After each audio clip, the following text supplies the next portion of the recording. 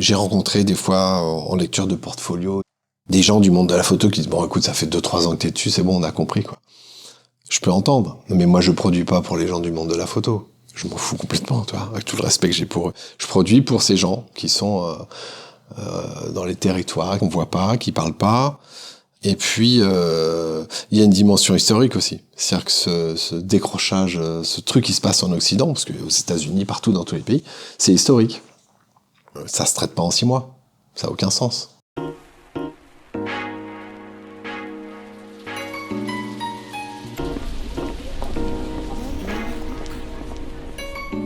Bienvenue dans L'Œil Écoute, le podcast indépendant qui analyse notre rapport à l'image photographique et l'évolution du médium à l'heure de la suprématie du numérique et du digital.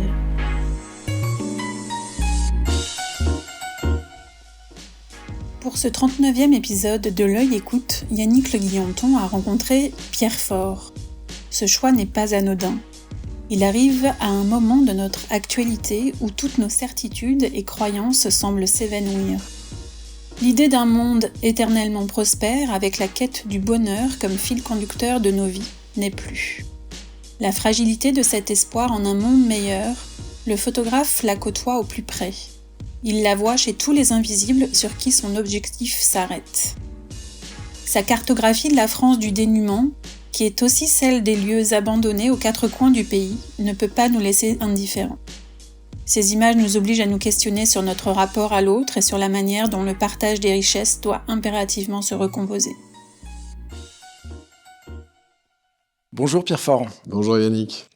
Merci de m'accueillir chez vous à Poissy pour faire un tour d'horizon de votre travail, notamment sur votre grand projet France Périphérique que vous avez initié en 2015, un sujet qui a été retenu dans le cadre de la grande commande de la BNF pour le volet Nouvelle-Aquitaine, si je ne me trompe pas, et qui continue de vous occuper encore aujourd'hui, mais on reviendra dessus un peu tout à l'heure. Alors vous avez commencé à vous consacrer à la photographie sur le tard, vous avez travaillé auparavant dans un service commercial dédié aux entreprises. Pourquoi avoir engagé ce virage à 180 degrés, sachant que vous quittiez une vie que l'on imagine plutôt confortable pour vous lancer dans un métier qui n'offre pas la même stabilité? C'est un euphémisme. Qu'est-ce qui vous a poussé à sauter le pas? La frustration.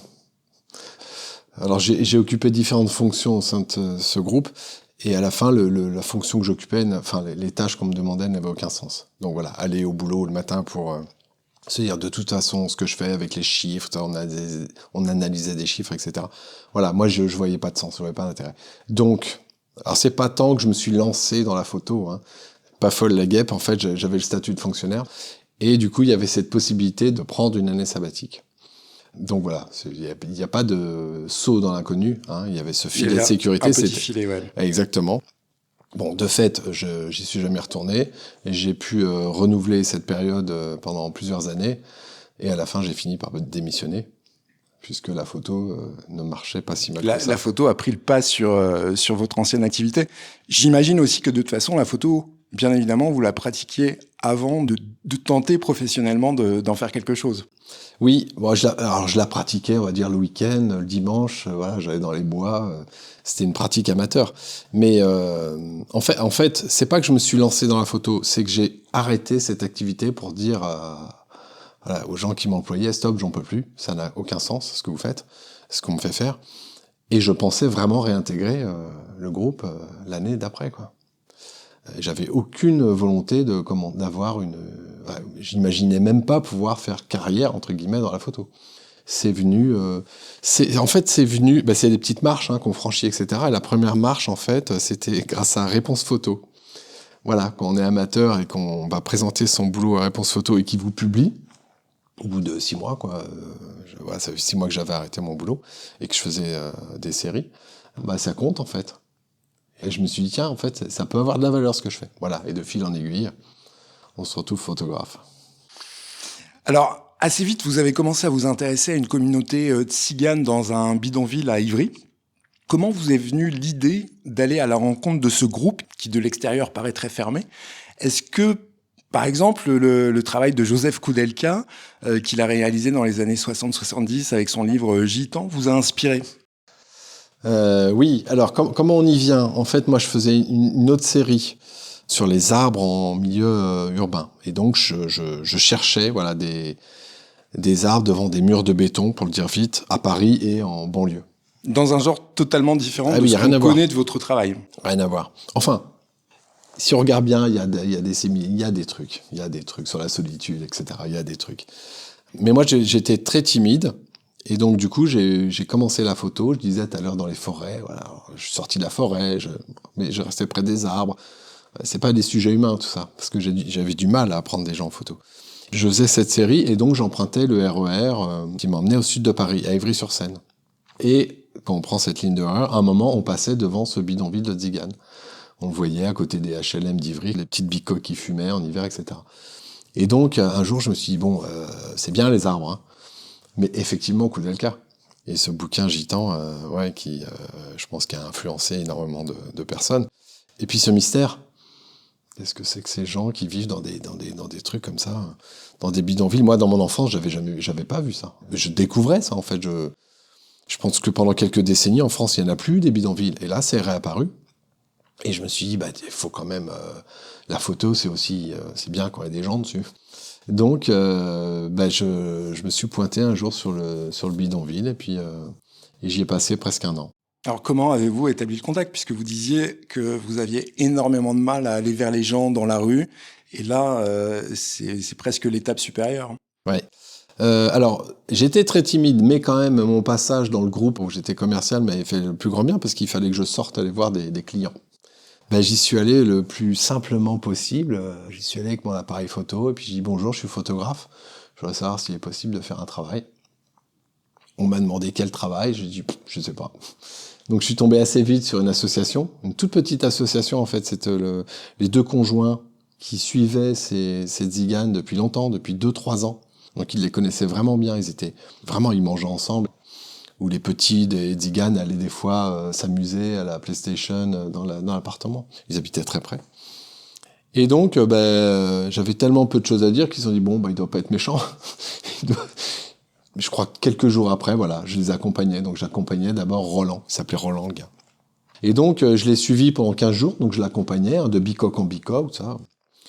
Et puis un jour, j'y suis allé sans lui. Il n'était pas là, donc j'y allais, moi je voulais continuer. Donc j'ai été happé par ce truc-là. Pour le coup, on rentre dans un monde... Enfin, moi, ce qui m'intéressait, c'est je voyais bien les tziganes, je voyais bien les Roms, comme on dit maintenant, faire la manche, certains jouaient le long des quais de Seine. Mais chez eux, voilà, je connaissais pas. Et donc, c'était fascinant de rentrer dans ces petites bicoques. Et voilà, j'y suis resté quasiment plus de 10 mois. Avec une très grande difficulté à arrêter le sujet. Ouais, c'est une source d'inspiration infinie. C'est infini. C'est infini. Dès que tu y vas, tu fais 2-3 bonnes photos par jour, c'était pas trop mauvais. Donc, ça a été très compliqué d'arrêter. Alors, dans ces images, on sent que vous faites partie de la scène, vous êtes à la même hauteur que ces hommes et ces femmes, qu'il s'agisse d'une fête, qu'il s'agisse du jeu des enfants, ou même simplement de l'ennui du quotidien. Je pense notamment à une femme qui fume, que vous prenez à quelques mètres de distance, on sent que vous êtes dans un fauteuil à proximité d'elle. On voit beaucoup de scènes d'intérieur, d'ailleurs. La question du point de vue qui est si importante en photographie, est-ce que vous vous l'êtes posée ou s'est-elle imposée d'elle-même? Le choix de la distance, pour moi, il s'est quasiment imposé. Mais est-ce qu'il s'est vraiment imposé à moi? J'en sais rien. Mais du coup, on se retrouve dans des petites bicoques. Je parle de la distance en termes de mètres. Bien sûr. Ouais. Donc, c'est pas des grandes villas. Hein. Donc, j'ai été obligé de changer d'objectif. Donc, je me suis procuré, un ami m'a procuré un 24, un 28. Le 50, dans ces lieux-là, c'est pas possible, à moins de faire un portrait serré. T'as tellement peu de place que t'es obligé de passer sur du grand angle. Moi, j'ai l'impression que ça s'est imposé à moi, quoi. J'ai pas eu de réflexion, même au 35, c'était trop juste. Mais ce qui donne aussi l'impression, enfin c'est pas uniquement une impression, puisque là on est véritablement dans le réel, si je puis dire, c'est que vous êtes vous-même un témoin de cette intimité, vous êtes partie prenante de ces ambiances, de ces fêtes, de ces moments de solitude. Non mais c'est ça, hein. Enfin moi ce qui m'intéressait c'est de découvrir. Il y a rien de plus passionnant, je m'en souviens que de tu sais, moi je dis pardon, hein, mais quand tu rentres comme ça dans une baraque Bah, des fois, le môme, il sait parler un peu français, etc. Mais des fois, j'entrave que dalle. J'ai pas appris leur langue, pas du tout. Mais je pouvais passer 4 heures dans la même baraque, et ça défile, et le voisin vient prendre un café. Et moi, c'est mon bonheur, là, de voir les gens parler, s'engueuler, picoler, rire, etc. Je trouve ça, c'est fascinant. T'es au cinéma, quoi. Et en plus, tu peux shooter. Donc, en fait, c'est plus le temps passé, moins ils comprenaient, parce qu'ils comprennent qu'on vient de passer 15 jours, 3 semaines. Au bout de 6 mois, ils se sont dit, mais ce fada, le dilo, là, ouais, je pense qu'à un moment, c'est perturbant. Par contre, alors l'accueil, outre le fait que je sois introduit par cette association qui avait la confiance, ils ont un rapport à l'image qui est super sain, en fait. En fait, ils adorent ça. Ils adorent la photo. Alors, au début, j'ai ramené des noirs et blancs que j'ai retrouvés dans la boue, enfin, des imprimés, hein, parce que j'ai très vite compris que le noir et blanc, non, ça, c'est pas ça. Donc, il fallait ramener des photos couleurs. Et donc, alors, beaucoup de photos. Alors, j'ai fait beaucoup de photos pour mon projet perso. Mais je crois que j'ai fait encore plus de photos pour eux. C'est-à-dire des photos au flash. J'avais la chance, à l'époque, j'étais au réflexe. Et donc, avec un petit flash incorporé, assez vite, j'ai compris qu'eux, ils aimaient bien. Alors, les contrastes, les clairs-obscurs, ça les intéressait pas trop. Il fallait de la couleur au flash, et tu vois, des trucs bien propres, bien nets, bien flashy. Et là, je leur ai fait quelques-unes des photos, là. Ça correspond aussi un peu à leur approche de la vie, une vie pleine, assez vivante, pleine de couleurs, ça aussi, telle qu'on l'imagine. Oui, et puis eux, c'était photos souvenirs aussi. Hein. C'est-à-dire qu'on va mettre ça dans ce qu'ils appelaient le tableau. Ils m'ont dit, à la maison, il y a au pays ce qu'on appelle le tableau, où on accroche les photos de souvenirs. Donc oui, la couleur. De quel pays? Roumanie. Et ils venaient tous du même village, enfin quasiment tous du même village. De mémoire, c'était Doloroi, donc plutôt nord-est de Roumanie, si je dis pas de bêtises. Vous les avez revus par la suite? Est-ce qu'ils sont toujours au même endroit d'ailleurs? Alors le camp s'est fait, ils sont été expulsés, je crois, en 2000. Ça fait longtemps, 2015 ou 2016, donc ils y sont quand même restés très longtemps.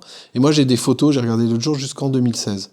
Donc en fait ça a duré quasiment 4 ans. Alors en 2016, j'y suis pas allé 50 fois. Hein. J'ai dû aller les voir ponctuellement, parce qu'après il y en a qui sont partis dans des squats. J'ai continué à les suivre un peu. Ça s'est un peu éparpillé après. D'accord. Et il y a des gens qui ont été relogés par la mairie, dans l'ancienne gendarmerie. Et puis il y a des gens des familles qui ont été hébergées dans un village construit par Emmaüs, Fondation Abbé Pierre, qui ne porte plus ce nom-là.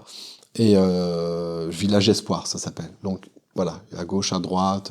Oui, ils ont été dispersés. Ouais. Alors la proximité dont je parlais, c'est une constante dans votre travail, dans une autre série que vous avez réalisée juste après, qui s'intitule Les Gisants. On a l'impression que vous venez au chevet de ces hommes endormis que vous photographiez dans un centre d'hébergement d'urgence à Paris. Pourriez-vous nous rappeler d'abord ce que sont les gisants? Alors les gisants, le terme, hein. Oui, le terme. Le gisant, c'est une sculpture médiévale, si je dis pas de bêtises, qui est censé représenter soit un souverain, soit un haut personnage, quelqu'un qui a rendu un grand service au royaume. Alors, il est pas mort, ce gisant. Il est en train de dormir. Si je me souviens bien le texte que j'avais étudié à l'époque. Donc, ça peut être un roi ou un haut dignitaire qui est en train de dormir. Endormi un peu dans l'éternité malgré tout, puisque bien c'est sûr, généralement la sûr. sépulture ou un cénotaphe pour entretenir la mémoire du mort. Et donc, il y a toujours un côté drapé, avec une grande dignité. Voilà. Et donc, je sais plus pourquoi j'ai appelé ça les gisants. Est-ce que c'est pas mon tireur? Parce que mon tireur, Bernard Monjaret, qui est un mec génial, en fait, c'est à cause de lui tout ça. Parce que moi, je bossais depuis plusieurs mois donc dans ce centre d'hébergement d'urgence qui est dans le 13e à Paris. Il y avait 400 places, donc 400 places pour des hommes majeurs. Et en fait, j'avais eu carte blanche du service de communication que j'étais allé rencontrer. Mais en fait, ces gisants, je les voyais, hein, c'est-à-dire les personnes comme ça qui viennent s'allonger en fin de journée parce qu'ils ont ils ont erré dans Paris. C'est le 115 en fait, c'est des gens qui appellent le 115 et qui sont hébergés pour la nuit, certainement. C'est ça, exactement. Alors sauf que moi, où j'ai fait les gisants, c'était au premier étage, et le premier étage, il y avait, je sais plus, 60 ou 80 places pour des gens qui avaient des addictions, des pathologies très lourdes, et donc étaient là pour une durée indéterminée. Voilà, des gens qui peuvent sortir de l'hôpital, ou des gens vraiment qui sont très très abîmés. Voilà, eux ne font pas le 115, et eux ont le droit de venir tous les jours. Ils ont leur lit, on va dire. Donc j'avais eu carte blanche du service communication. En fait, je commence à documenter le quotidien du centre. Et donc je vois tous les jours ces corps allongés. Mais j'en étais quand même au début de ma pratique quand même documentaire. J'avais fait donc les tziganes. Les tziganes, c'était léger. Alors, les tziganes, c'était léger. Les conditions sont terribles. Hein, tu as de la pauvreté, tu as de la misère, les gens dorment, il y a les rats qui courent avec des cafards. Okay. Il y a de l'alcoolisme, il y a de la violence, mais il y a aussi des enfants, il y a de la joie et de la musique, il y a de l'espoir, il y a plein de trucs. Tu vois, il y a des enfants qui sont scolarisés, pas tous, hein, loin de là. Mais bon, ça vit, quoi.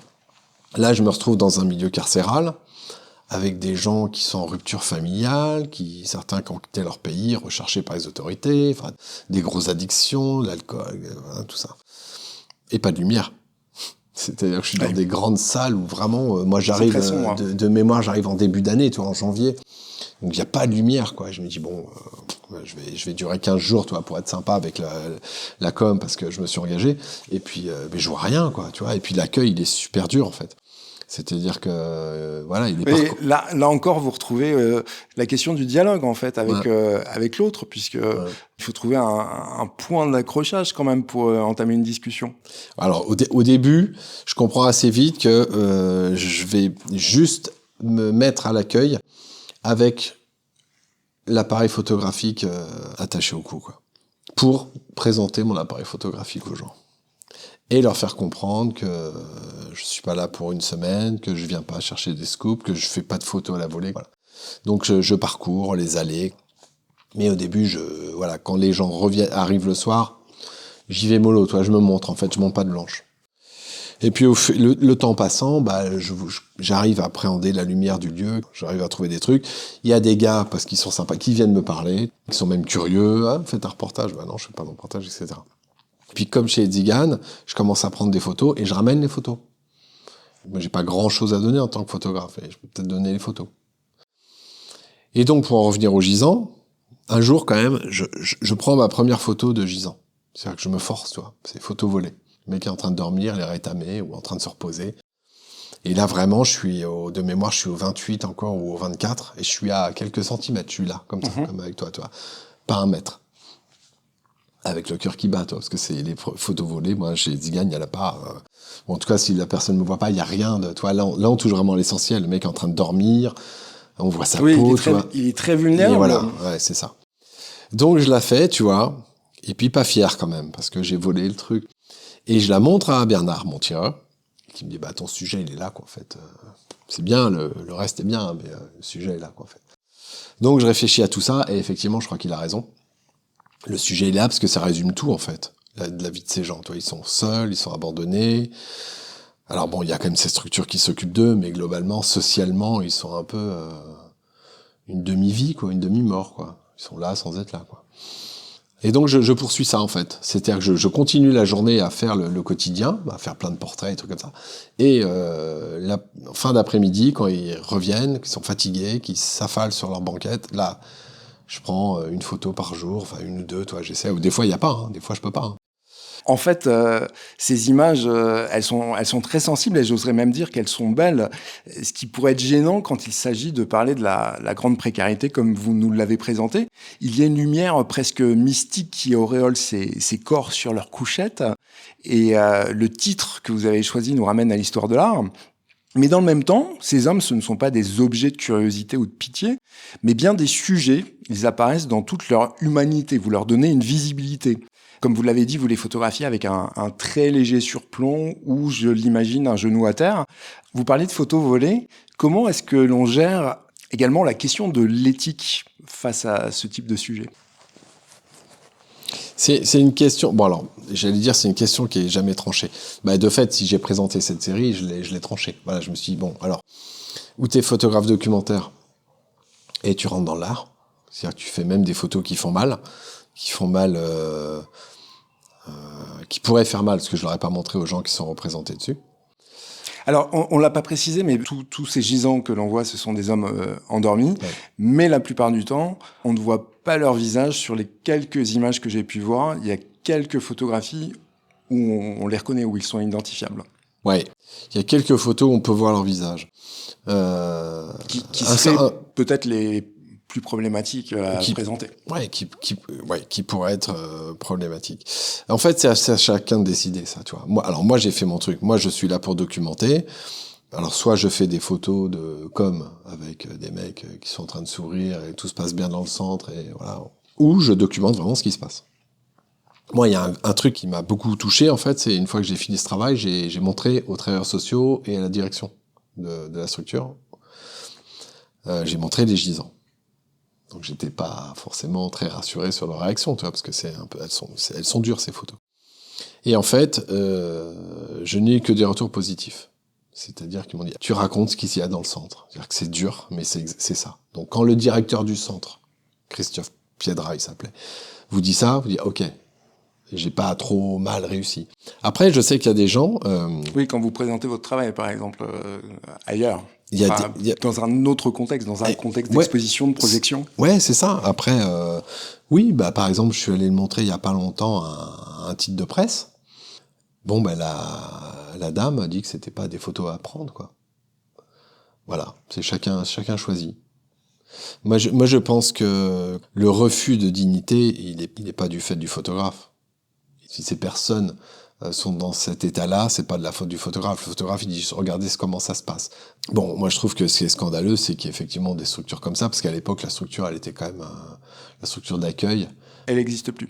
Alors, elle n'existe plus. Ils ont reconstruit juste à côté un immeuble flambant neuf, où ils sont plus 8 en fait, c'est pas 8. C'était 80, quoi, dans la même pièce, quoi. Avec tous les problèmes de sécurité que ça pouvait poser. Moi, je restais pas la nuit. A priori, c'était très compliqué la nuit, quoi. Et cette série, est-ce que c'est la série qui vous a entraîné vers une autre forme de précarité avec France Périphérique, donc le sujet auquel vous vous attelez en ce moment, que vous entreprenez dès l'année suivante, donc on est en 2015 ? Les Tziganes, c'est 2012. Le refuge, donc les gisants, c'est 2013. Et 2014, j'ai une autre année en CHRS, Centre d'hébergement et de réinsertion sociale de l'Armée du Salut, que j'ai pas mis sur le site.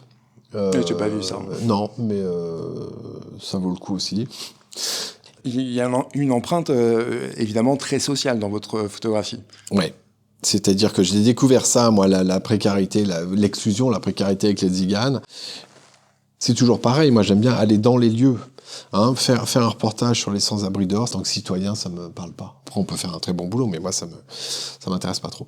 Déjà, en tant que citoyen, je ne connaissais pas les centres d'hébergement d'urgence. Après, il y a comment il s'appelle, Courtina, Jean-Louis, qui avait fait un très bon boulot, un excellent boulot, puis qui a jamais arrêté d'ailleurs, sur Nanterre, voilà.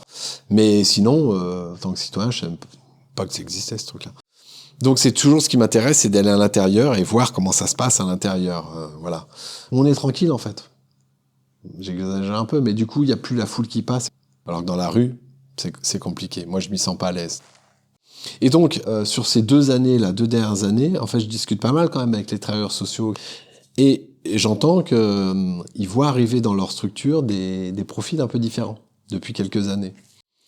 Et pour le dire vite, en fait depuis 2008. Où tu as vraiment une cassure, quoi. Donc tu as une montée de la pauvreté. Qui correspond aussi à la crise financière. Mais c'est ça, mais c'est que ça.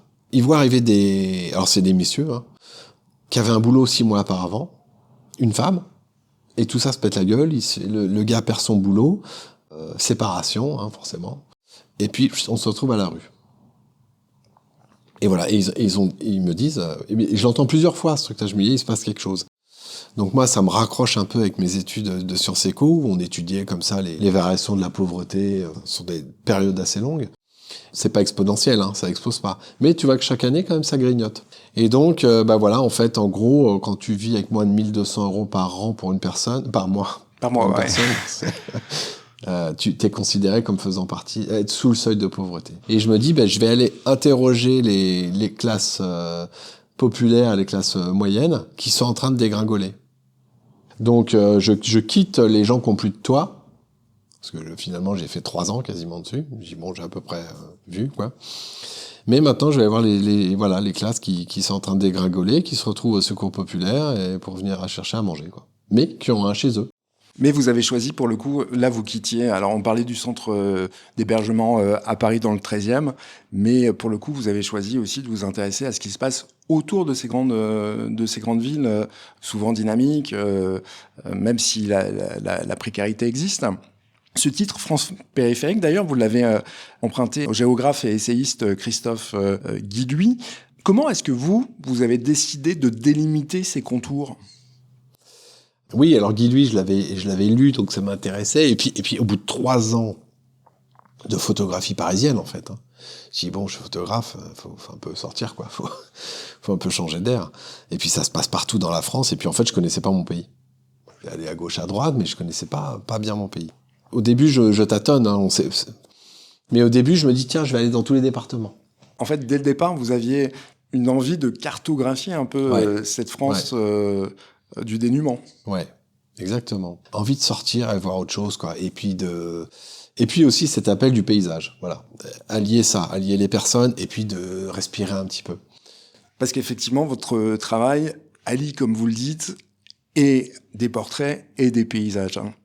Alors après, oui, avec France périphérique, oui. Après, je sors et je trouve ça intéressant de documenter. Par exemple, quand je fais des séries sur les magasins fermés, alors c'est fait par plein de gens, mais du coup, je trouve que ça décrit vraiment notre pays en ce moment, quoi. Dans des villes maintenant moyennes, il y a beaucoup de trucs, même à Paris, il y a plein de trucs fermés. Je trouve que juste des sous-séries comme ça documente. Et puis des paysages, les paysages du Nord avec toutes ces zones fermées, ça dit aussi beaucoup du pays, quoi. Alors, dans ce travail documentaire, ce que l'on ressent, c'est à la fois familier et étrange. Donc, on connaît ces départementales avec ces bourgs aux façades décrépies, où les petits commerces, comme vous venez de le dire, ont été délaissés. Mais il y a certaines de vos images qui nous font perdre nos repères. Ça peut être une route abandonnée qui nous propulse dans une temporalité un peu de fin du monde, ou au contraire un salon où le temps s'est arrêté dans les années 70.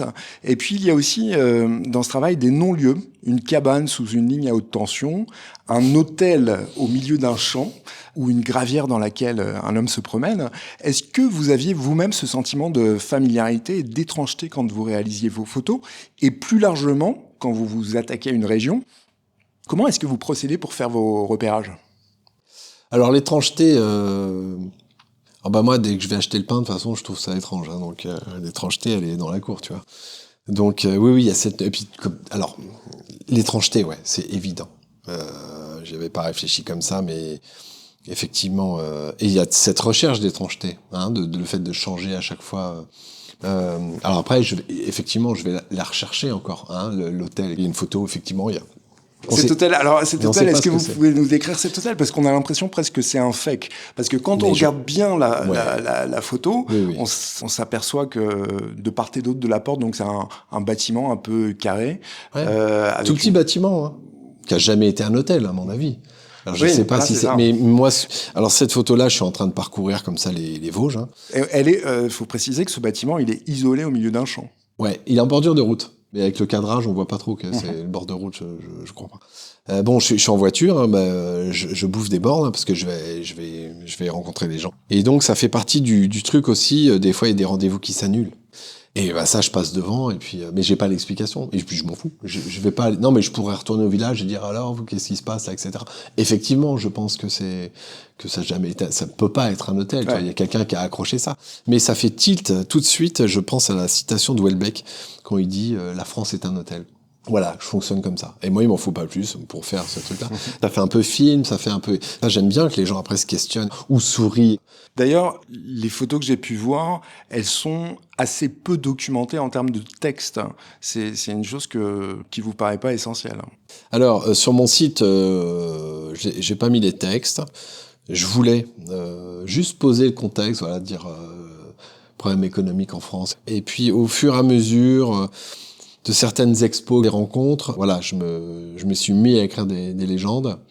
Et j'ai eu des très bons retours là sur les légendes de l'expo à Visa en septembre dernier. Alors pourquoi je suis pas fan des légendes? Moi, il y a un truc qui me dérange profondément, c'est de raconter la vie des gens. Ça, j'aime pas ça. J'aime pas le photoreportage quand ils racontent la vie des gens, quand on va suivre un tel au supermarché, etc. Ça, j'aime pas. C'est pas mon truc du tout. Moi, je préfère des photos où on peut se faire un film. Il y a un film sur chaque photo. Alors, je sais pas si on j'y peut se arrive. faire un film aussi avec des photos qui sont un peu éparses dans une même région, et la façon dont vous les combinez permet qu'on se raconte nous-mêmes une histoire. Complètement. Mais j'aime bien laisser cette liberté-là. C'est-à-dire que, et je pense que ça marche, voilà. Faire confiance aux personnes, à l'intelligence ou à l'imagination des personnes, etc. Et en fait, je sais par les retours que en fait, les personnes, je parle du grand public, comprend très vite de quoi il s'agit. Parce qu'ils y sont eux. Ou même s'ils sont dans les grandes villes, en fait, ils viennent de là. Ou ils ont de la famille. Ou ça, si. J'ai eu des témoignages comme ça, c'est assez touchant cet été-là. Donc oui, sur mon site, il n'y a pas beaucoup de légendes. Mais si un jour j'arrive à sortir un livre, peut-être qu'il y aura ces légendes-là que j'arriverai à les... Oui, je pense que ce jour-là, il faudra. On verra. Alors, pour ce qui est des portraits, ils sont souvent réalisés en pied, avec des personnages un peu figés, à la façon d'Auguste Sander, par exemple, qui a pu faire ce genre de photos au début du XXe siècle sur les typologies de l'humain.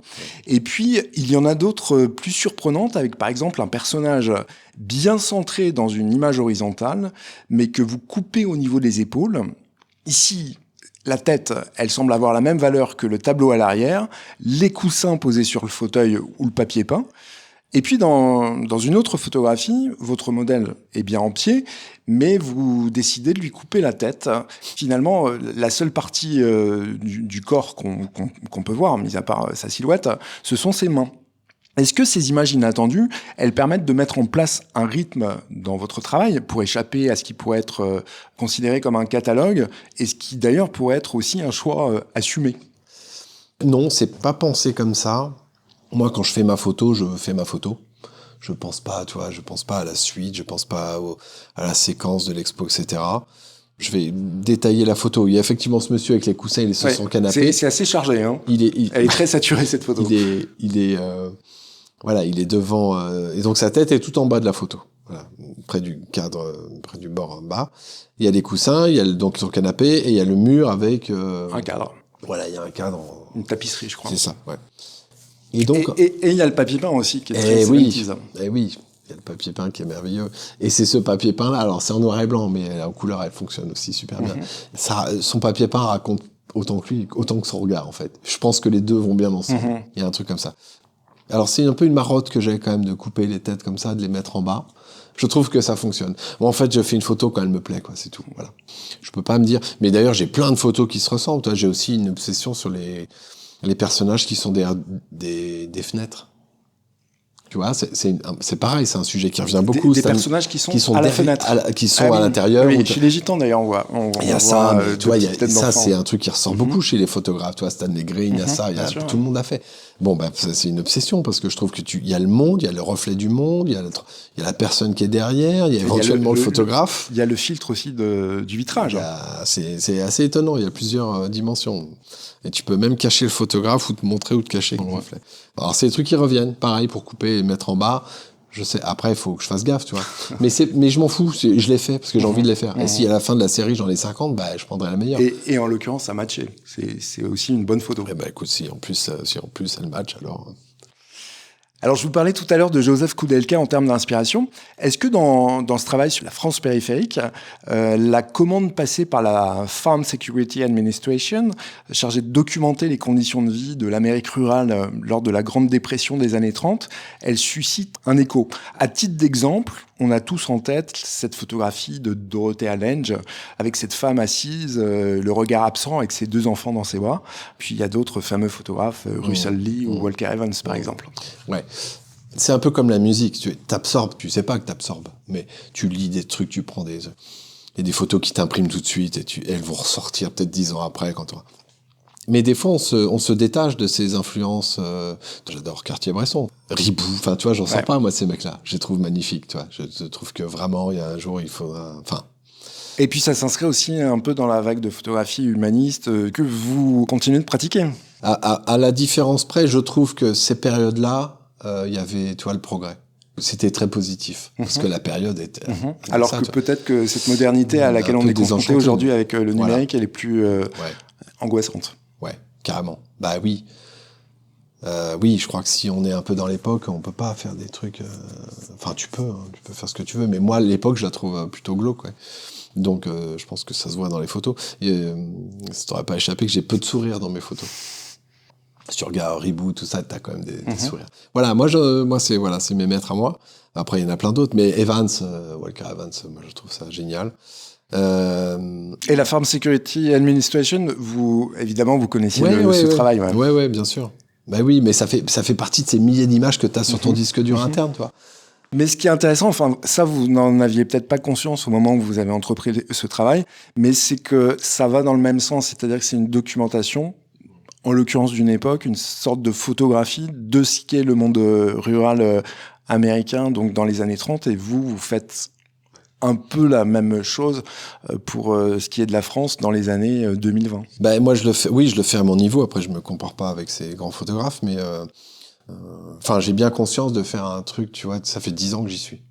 Ça fait 10 ans parce que j'ai rencontré des fois, en lecture de portfolio, des gens du monde de la photo qui disent, bon, écoute, ça fait 2-3 ans que t'es dessus, c'est bon, on a compris, quoi. Je peux entendre, mais moi, je produis pas pour les gens du monde de la photo. Je m'en fous complètement, tu vois, avec tout le respect que j'ai pour eux. Je produis pour ces gens qui sont dans les territoires, qu'on voit pas, qui parlent pas. Et puis, il y a une dimension historique aussi. C'est-à-dire que ce décrochage, ce truc qui se passe en Occident, parce que aux États-Unis, partout dans tous les pays, c'est historique. Ça se traite pas en 6 mois. Ça n'a aucun sens. Alors, vous évoquiez à l'instant le fait que ça fait 10 ans que vous travaillez sur ce sujet. Donc, vous avez sillonné la région PACA, l'Auvergne, la Normandie, les Hauts-de-France, la Bretagne, le Grand Est, la Nouvelle-Aquitaine. En 2017, j'ai relevé que vous envisagiez encore de travailler 4 ans sur le sujet. Donc, on est aujourd'hui en 2025. Vous avez pris beaucoup de retard. Ça s'arrête quand, cette histoire ? Non, mais en 2017, j'ai raconté beaucoup d'années déjà. Ça doit être ça. Non, mais moi, je fais les grandes régions administratives, là. Je suis parti là-dessus. Il faut bien se donner une règle comme ça, un cadre. Donc, il me reste quoi ? J'aimerais bien aller en Corse. Il me reste à faire Centre Val de Loire, si je dis pas de bêtises, la Bourgogne. Il faut que j'aille en haute montagne, parce que j'ai fait la moyenne montagne en Auvergne, mais j'ai pas fait. Et l'Occitanie, j'attends des réponses. Donc vous êêtes occupé encore pour quelques années, peut-être ? Oui. Et puis j'aimerais bien faire un moment sortir de métropole, quoi, puis aller voir en Guyane. Et oui, c'est une question que je voulais vous poser, puisque cette grande précarité, elle est très présente aussi dans les territoires d'outre-mer. Elle est vraiment très présente, parce que c'est étonnant d'ailleurs comment l'INSEE présente les chiffres de la pauvreté. Quand tu lis comme ça les tableaux, c'est un peu plus de 9 millions de gens qui vivent sous le seuil de pauvreté en France, avec une petite étoile. Et surajoute en fait les territoires d'outre-mer. Je sais pas pourquoi c'est 11 millions. J'aimerais bien savoir pourquoi on sort ça des statistiques quand les journalistes les citent. Mais c'est un peu plus de 11 millions. Donc ça veut dire qu'il y a beaucoup de pauvreté outre-mer, quoi. Donc si je suis un peu fidèle et loyal à mon sujet, il est hors de question que j'aille pas voir, que je traverse pas l'océan pour aller voir comment ils vivent, quoi. Donc on peut peut-être se donner rendez-vous dans 5 ans pour parler du projet final. D'une exposition, d'un livre. Le livre, franchement, j'espère avant, parce que je pense qu'il serait pertinent. Enfin, ce travail-là mériterait un livre. Après, c'est pas un sujet très vendeur. Donc voilà, je le sais, c'est comme ça. Bon, j'ai une piste avec un éditeur qui aime bien le boulot. Maintenant, faut trouver des ronds, quoi. Et c'est toujours le nerf de la guerre. C'est ça. Alors Pierre, avant que l'on se quitte, je voulais vous poser une dernière question sur une série qui pour le coup est totalement en rupture avec tout ce que l'on vient de parler. C'est une série que vous avez fait sur l'arbre dans l'univers urbain. Vous l'évoquiez en début d'interview. Vous jouez ici sur l'échelle et la perspective. C'est une série qui est plutôt abstraite. Vous l'avez commencé en 2010. C'est une série que vous continuez à l'heure actuelle. Est-ce que c'est pour vous aussi un moyen de respirer, de vous abstraire un peu de la condition humaine ? Non, mais moi j'ai pas besoin de respirer en fait. Un peu quand même comme tout le monde. Non, mais avec France Périphérique, c'est un travail qui est lourd, mais il y a plein de moments de joie avec les gens chez qui je vais, parce que je passe 1 an et demi par région, parce que j'aime bien retourner voir les gens que je photographie, et pas 3 fois, quoi. Donc t'es pris par la vie après, même si t'es avec quelqu'un qui vit dans des conditions très compliquées. Tu déconnes, tu vas parler de Trump, tu vas parler du temps, tu vas parler de n'importe quoi. Tu vois, il y a pas que du pathos, loin de là. Bon, des fois, j'ai des témoignages qui sont plombants, effectivement, c'est compliqué. Mais j'ai pas forcément besoin de respirer, et puis moi, j'ai 2-3 potes à Poissy, ça va, quoi.